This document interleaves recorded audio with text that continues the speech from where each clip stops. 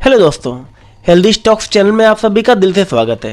आज हम बात करेंगे एनटीपीसी लिमिटेड के बारे में, यानी नेशनल थर्मल कॉर्पोरेशन लिमिटेड। ये एक पावर सेक्टर की पीएसयू कंपनी है, यानी गवर्नमेंट ओन्ड कंपनी है। एनटीपीसी 76,048 मेगावाट कैपेसिटी के साथ इंडिया की सबसे बड़ी इलेक्ट्रिक पावर जनरेशन कंपनी है और 2032 तक 130 गीगावाट कैपेसिटी वाली कंपनी बनने की इसकी योजना है। तो ये इसका बिजनेस सेगमेंट।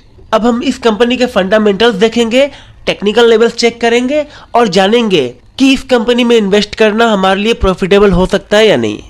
तो चलिए आ जाते हैं स्क्रीनर पर और खोल लेते हैं एनटीपीसी का details. NTPC limited 3,56,598 crore market cap के साथ एक लार्ज कैप कंपनी है।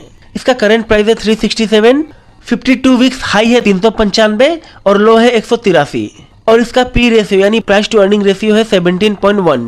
जनरली पावर सेक्टर की कंपनीज का पी रेशियो हाई होता है, लेकिन यहाँ पे एनटीपीसी का जो पी रेशियो वो मात्र है 17.1, यानी पी रेशियो के अकॉर्डिंगली ये एक अंडर वैल्यूड कंपनी है। इसका बुक वैल्यू है 166 और करेंट प्राइस है 367, यानी अगर इसका पीबी रेशियो निकाला जाए तो इसका पीबी रेशियो हो जाएगा current price divided by book value. तो यहाँ पे इसका पीबी रेशियो निकल के आ रहा है 2.21 का। जनरली किसी कंपनी का पीबी रेशियो 2 या उससे कम होता है तो उसे हम अंडर वैल्यूड मानते हैं, यानी पॉजिटिव साइन मानते हैं। लेकिन जैसा मैंने बताया कि पावर सेक्टर की कंपनीज का पीबी रेशियो जनरली हाई होता है, तो उसके हिसाब से एनटीपीसी का पीबी रेशियो 2.21 होने के बावजूद इसे हम अंडर वैल्यूड कंसिडर करेंगे। यहाँ पे इस कंपनी का डिविडेंड यील्ड है 1.97, जो कि बहुत ही बेहतरीन है। देखिए, कोई भी कंपनी जब अपने शेयर होल्डर्स को डिविडेंड पे आउट करती है तो इसका सीधा सा मतलब है कि कंपनी प्रॉफिटेबल है, क्योंकि कोई भी कंपनी अपने प्रॉफिट से ही अपने शेयर होल्डर्स को डिविडेंड पे आउट करती है। तो कोई भी कंपनी डिविडेंड पे आउट कर रही है तो उसमें इन्वेस्टमेंट करना प्रॉफिटेबल हो सकता है। अब यहाँ पे आरओसी और आरओई थोड़ा सा अंडर परफॉर्म्ड है, क्योंकि किसी भी कंपनी का आरओसी और आरओई 15% के ऊपर होता है तो उसे हम अच्छा मानते हैं। तो यहाँ पे उसके अकॉर्डिंगली थोड़ा सा ये अंडर परफॉर्म्ड है। यहाँ पे इसका फेस वैल्यू 10 का है।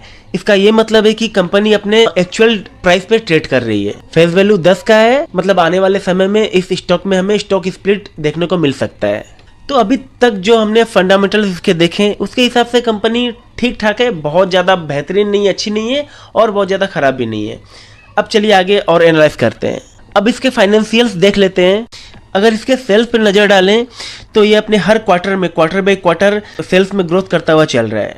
इसके प्रॉफिट में भी अच्छा खासा ग्रोथ है क्वार्टर बाय क्वार्टर। इसके फाइनेंशियल्स तो बहुत ही पॉजिटिव है, बहुत ही अच्छे हैं।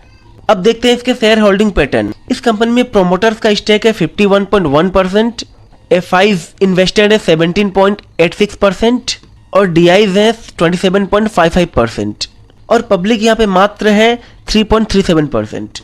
तो इसके शेयर होल्डर्स बहुत ही बेहतरीन है, क्योंकि यहाँ पे प्रोमोटर्स है 51% और एफआई डीआईज मिला के हैं 42% से ऊपर, यानी अच्छे खासे लेवल पे यहाँ पे एफआई और डीआईज का इन्वेस्टमेंट है। तो किसी भी कंपनी में प्रोमोटर्स एफआई डीआईज का इन्वेस्टमेंट अगर एक अच्छे खासे लेवल पर होता है और पब्लिक का स्टेक कम होता है तो उस कंपनी में हम आराम से इन्वेस्टमेंट कर सकते हैं, क्योंकि जो एफआई डीआईज होते हैं वो मार्केट के बड़े खिलाड़ी होते हैं, बिग शार्क्स होते हैं। एफआईडीएस का इन्वेस्टमेंट बहुत ही ह्यूज अमाउंट में होता है। अगर किसी कंपनी में ये अच्छे खासे लेवल पे इन्वेस्टेड है, इसका सीधा सा मतलब है कि कंपनी में कुछ तो बात है, कंपनी में दम है। तो शेयर होल्डिंग पैटर्न के अकॉर्डिंगली इसमें इन्वेस्टमेंट करना प्रॉफिटेबल हो सकता है। देखिए, टिकर टेप में एक फीचर है एनालाइज्ड सजेशन का, यानी यहाँ जो एक्सपर्ट्स है, जो एनालाइस्ट है, वो सजेस्ट करते हैं कि किसी कंपनी में आप अगर इन्वेस्ट करते हैं तो कितना % चांस है आपका प्रॉफिट होने का, आपका प्रॉफिटेबल बनने का। तो जो एनालाइस्ट है, जो एक्सपर्ट्स है, उन्होंने सजेस्ट किया है कि अगर इस कंपनी में एनटीपीसी में अगर आप इन्वेस्ट करते हैं तो 85% चांस है आपके प्रॉफिटेबल होने का। तो ये एक बहुत ही अच्छा फीचर है, इसे देख के आप डिसीजन ले सकते हैं इन्वेस्ट करने का। इस कंपनी का ईयरली पीएनएल ग्राफ देखें तो यहाँ पे हम देख सकते हैं कि ईयर ऑन ईयर हमें इस कंपनी में ग्रोथ देखने को मिल रहा है। तो अभी तक हमने जो एनालाइज किया उसके हिसाब से एनटीपीसी का जो फंडामेंटल, जो फाइनेंशियल्स है, वो लगभग ठीक है। अब देख लेते हैं इसके टेक्निकल्स कि क्या टेक्निकली यहाँ पे कोई बाइंग पोजीशन बन रहा है या नहीं। तो आ जाते हैं ट्रेडिंग व्यू के एनटीपीसी के चार्ट पर और इसे कर लेते हैं 1 डे के टाइम फ्रेम पर। यहाँ पे हम देख पा रहे हैं कि कंपनी का जो रिसेंट हाई था वो था 393 का और इसका मार्केट प्राइस है 367, मतलब अपने रिसेंट हाई से ये एक अच्छे खासे डिस्काउंट पर मिल रहा है। इसका जो मार्केट प्राइस है वो 50 डेज मूविंग एवरेज के आसपास मिल रहा है, मतलब यहाँ पे एक बाइंग पोजीशन बन रहा है। देखिए शेयर प्राइस जब भी 50 डेज या 100 डेज मूविंग एवरेज के आसपास आता है तो वहां से एक रिवर्जन देता है, वहां से एक ग्रोथ देखने को मिलता है। यहाँ पे देख सकते हैं कि इस पॉइंट पे प्राइस जो है वो 100 डेज मूविंग एवरेज के पास आया था और यहाँ से एक अच्छा खासा रिवर्जन दिया। यहाँ पे भी देखिए इस पॉइंट पे जो प्राइस है वो 50 डेज एवरेज के पास आया था और यहाँ से एक अच्छा खासा बहुत ही शानदार रिवर्जन दिया। यहाँ पे भी देखिए 50 डेज मूविंग एवरेज के पास से एक शानदार रिवर्जन दिया। यानी शेयर प्राइस जब भी 50 डेज या 100 डेज मूविंग एवरेज के आसपास आए तो वहाँ से एक बाइंग पोजीशन बनता है, वहाँ से एक रिवर्जन का बहुत ही अच्छा खासा चांस होता है।